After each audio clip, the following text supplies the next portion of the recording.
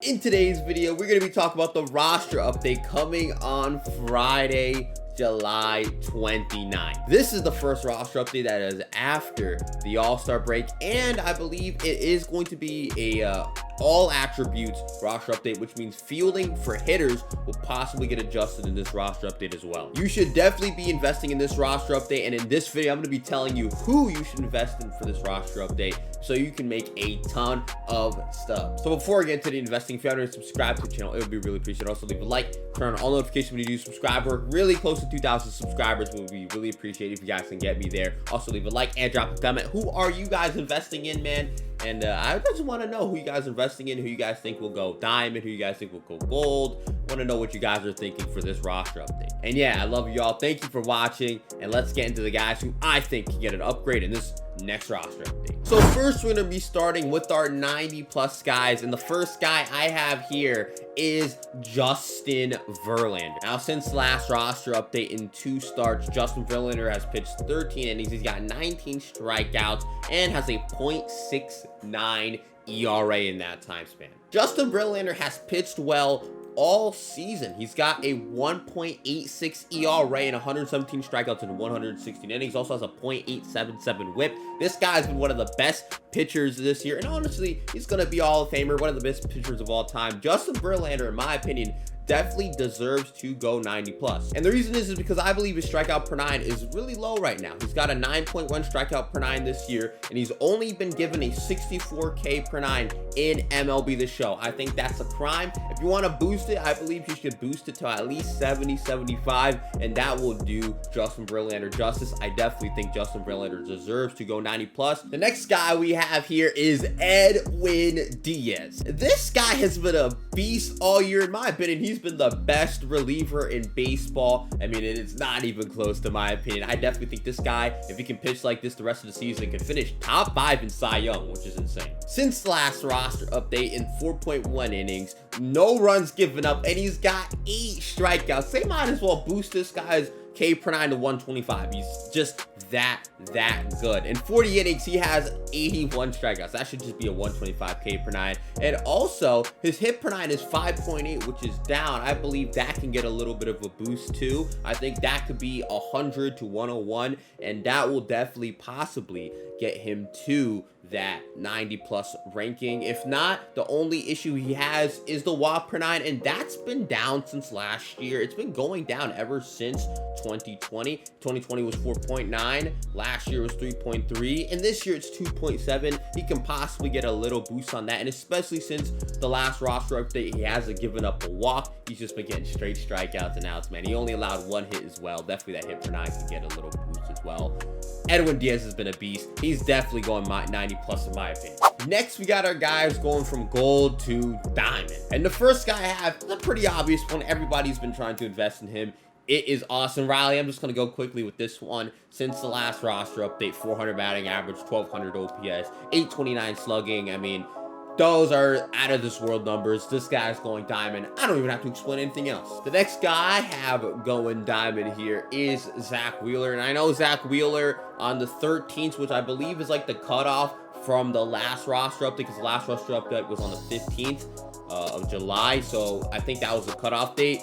And he did not pitch well, but his start on the 23rd, he pitched 7 innings, only gave up 1 run, and also had 6 strikeouts, which the 6 strikeouts is not great for his K per 9, but I think if you invest in Zach Wheeler now, he will be a guy you can still get, good investments on. I think Zach Wheeler definitely should go diamond eventually. If it's not this roster update, I'm praying it's the next one. This guy has been one of the better pitchers in baseball.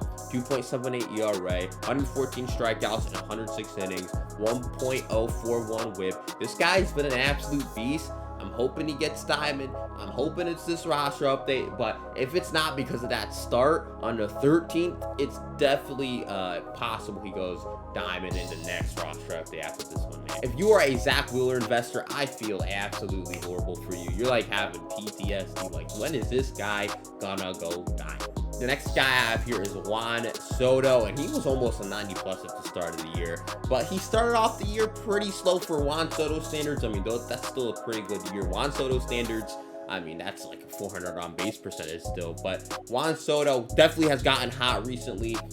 Now, I will say, in the last couple of games he's played, he struggled a little bit. Before that, he had over a 1,000 OPS, which was still after the previous roster update. But since the last roster update, in the whole total sum, 9 games, 194 batting average, 375 OBP, 730 OPS, that's not going to get him diamond. The issue is, definitely he's not hitting great against lefties, and that's what's going to hurt him going diamond. Now, I will say, he's Juan Soto. If he just gets hot again, they're going to push him up, especially if he could just hit decent against lefties. They'll definitely boost him up. I mean, this year he's got 20 home runs, 243 batting average, 400 OBP, 154 OPS plus, 881 OPS. Juan Soto's definitely going to be diamond by the end of the year, and especially if he gets traded to a contender, he's gonna be diamond. He's gonna, have some more security in the lineup. Right now, he essentially has nobody besides Josh Bell. He's got no security in that lineup.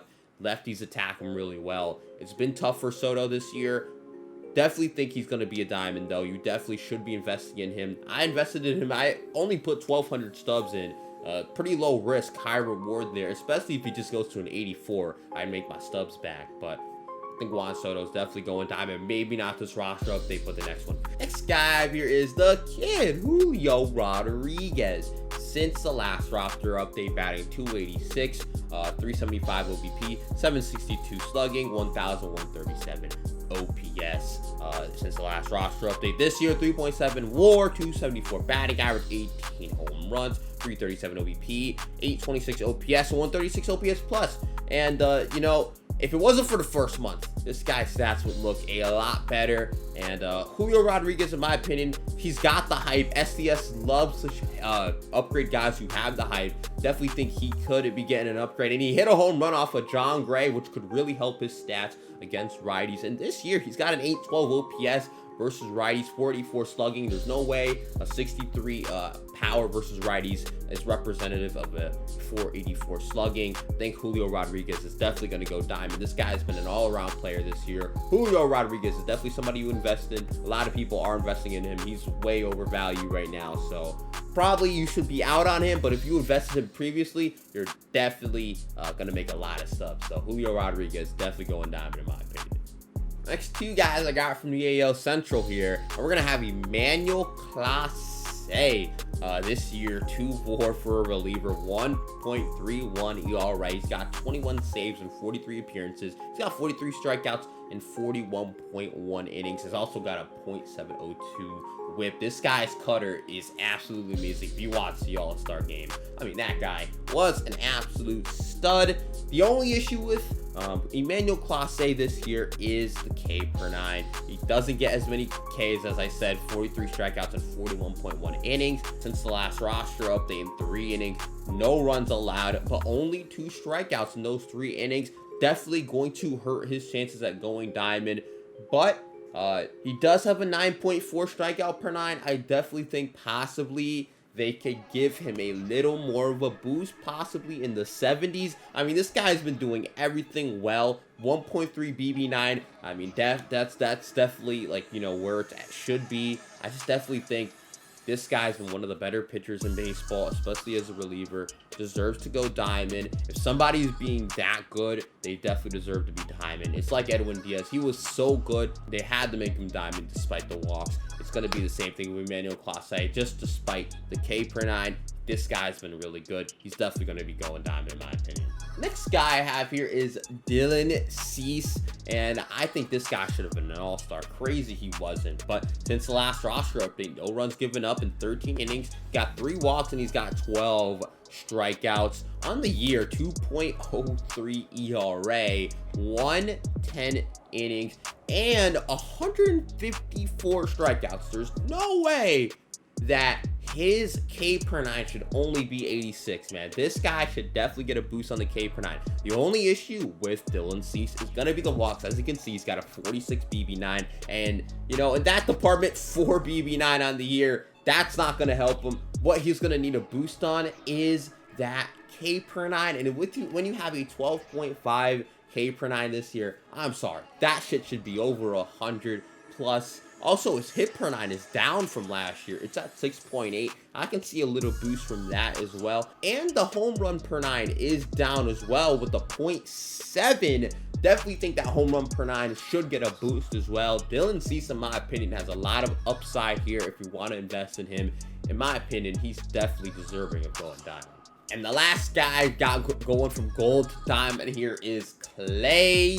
Holmes, 3.2 innings since last roster update, 6 Ks, 0 earned runs. He's got 2 walks though. I'll give him that. That's been not too great. He started to lose a little bit of control, but of course the issue here is the K per 9 once again. And this year he's got 44 innings and 47 strikeouts with a .864 whip. He definitely could get a little boost on that K per 9. It's at a 9.6. Definitely not from last year where he had a 10 K per 9 and a 10.9 with the Yankees. So definitely he could maybe get a boost to 84, especially if they boost up that K per 9. But they could also, since the last roster update, lower his BB9, which could keep him at an 83. But in my opinion, I definitely think Clay Holmes deserves to go diamond. If he doesn't go diamond this roster update, definitely should be invested in him now, because I think he's going to go diamond in the next one, because he's going to be heavily relied upon because Michael King is now out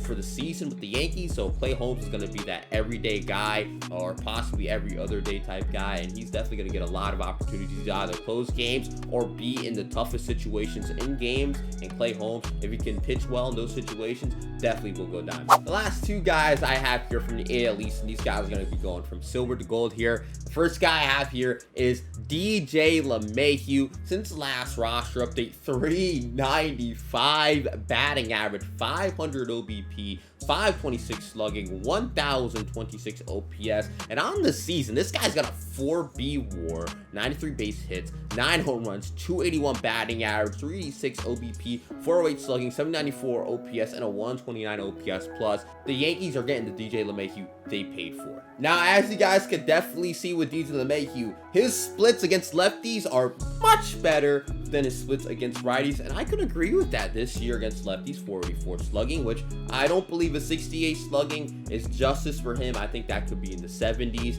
394 OBP, 308 batting average. That makes sense, but against righties this year, he's definitely improved throughout the second half of the season. Batting 271 now against righties, has a 383 OBP, slugging 379, which I guess I can understand the 42 power. Maybe you can boost it up just a little bit more, maybe to like 45, 46. He's got the OPS up to 762 as well. And since, you know, DJ LeMahieu's been playing against a lot of righties and been hitting them well, I definitely think DJ LeMahieu should be getting this upgrade to gold, in my opinion. It's been one of the most underrated players in all of baseball. Honestly, $15 million for DJ LeMahieu is perfectly right. This guy is getting perfectly valued in his AAV. So DJ LeMahieu definitely should be going gold, in my opinion. Last guy I have in my video is Matt Chapman. And Matt Chapman, he had been struggling since 2021 and going into the first half of this year. Had not been playing great. Probably was dealing with that hip injury still that I think he suffered in 2020. But he's definitely started to bounce back and starting to become that top 10, top 5, possibly third baseman we all know him to be. You know, back in 2019, 2018, we were all calling this guy one of the best third basemen in baseball, possibly better than Nolan Arenado. Insane. But since the last roster update, batting 467, 529 OBP, slugging 767, 1,296 OPS. This guy's been a beast.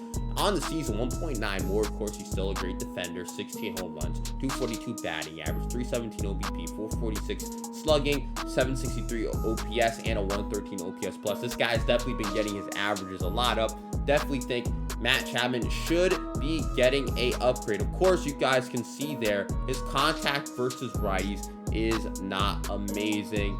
And again, I could agree with them there. Batting 237 versus righties, 316 OBP, 436 slugging, 752 OPS. But, you know, since last roster update and since the second half, this guy's been hitting a lot better against both sides. He's been the Matt Chapman that we used to know, and I definitely think he's going to get that upgrade to gold. And if he stays hot, you can see this guy getting a diamond upgrade because it's happened before, man. He was great in 2019. He was good in 2020.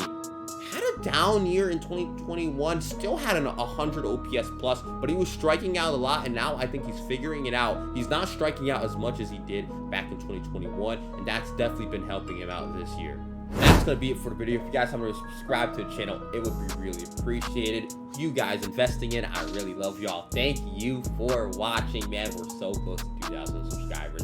I really thank y'all. And yeah, I love y'all. Thank you for watching. Peace.